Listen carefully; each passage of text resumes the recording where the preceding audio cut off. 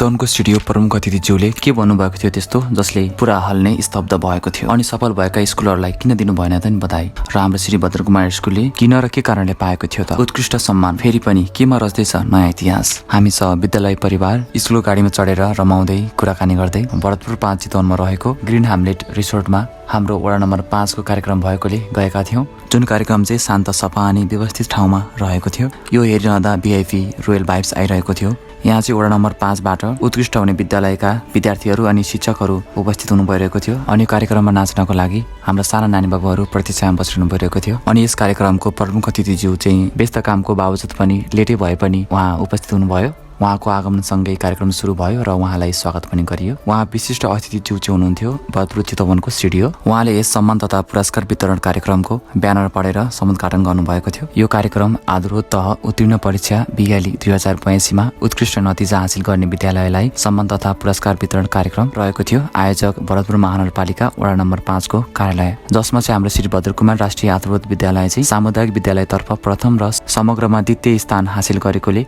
र यो सफलतामा रात्र खटेर सफलता हासिल गराएका र गरेका विद्यार्थी भाइ बहिनीहरू र शिक्षकलाई स्टुडियो सँगै सभापतिज्यूहरूबाट शुभकामना सम्मान अनि टोकन अफ लभ दिँदै जुन श्री भद्र कुमार राष्ट्रिय आधारभूत विद्यालयको लागि गर्वको विषय। फेरि पनि अर्को शिक्षा क्षेत्रमा यो इतिहासको सुनौलो अवसर कोरेको क्षण हो। र यस बिहालीमा वडा नम्बर 5 बाट सफल हुने विद्यालयहरू उपस्थित हुनुभएको थियो र उहाँहरू सम्पूर्णलाई ससम्मान पनि गरिएको थियो। यो क्षण साह्रै रमाइलो अनि आनन्द लागिरहेको थियो। प्राइभेट स्कुलहरूबाट सेकेन्ड र समग्र सामुदायिक सरकारी स्कुलहरूबाट फर्स्ट हुनु पनि चान्चुने कुरा होइन। सरकारी स्कुल भएर पनि यति गर्नु केही समय अगाडि मर्चुन लाग्यो। यस विद्यालय गरेदेखि के हुँदैन भन्ने बलियो उदाहरण दिँदै आइरहेको छ। हुन पनि यसको सफलताको पछाडिको कारण भनेकै विद्यालय व्यवस्थापन समिति राम्रो हुनु र एक प्रिन्सिपलको सकारात्मक नेतृत्वमा अघि बढ्नु, म्यानेजमेन्ट गर्नु पोजिटिभ पनि गर्वको कुरा हो। 8 क्लासको बिएली यो दोस्रो वर्ष हो। पहिलोको वर्षभन्दा पनि निकै उत्कृष्ट अनि राम्रो नतिजा ल्याएको छ। यो हाम्रो स्कुलको लागि मात्र नभएर समुदाय, वडा, जिल्ला र देशका लागि पनि उदाहरणीय गर्वको कुरा हो। उहाँ प्रमुख अतिथि स्टुडियोद्वारा समसामयिक अहिलेका कुराहरू ध्यानमा राखेर सबैलाई सुझाव दिनु भइरहेको थियो,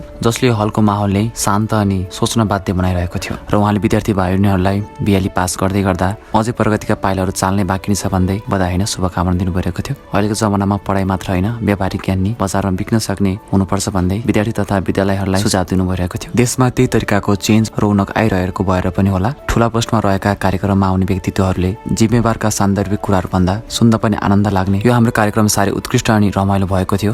र त्यसपछि कार्यक्रम सकिएपछि बाहिर आएर सम्पूर्ण विद्यार्थीहरूको ग्रुपमा फोटो खिचेर र टिचर सबैजना मिलेर ग्रुपमा फोटोहरू खिचेका थियौँ। सम्पूर्ण भद्र कुमार टिमलाई शुभकामना सहित हजुरले पनि शुभकामना लेख्नु होला भन्दै हजुरको प्यारो आर्टिस्ट एन्ड कन्टेन्ट क्रिएटर सँग बित्दिनुहोस्। Okay bye, take care.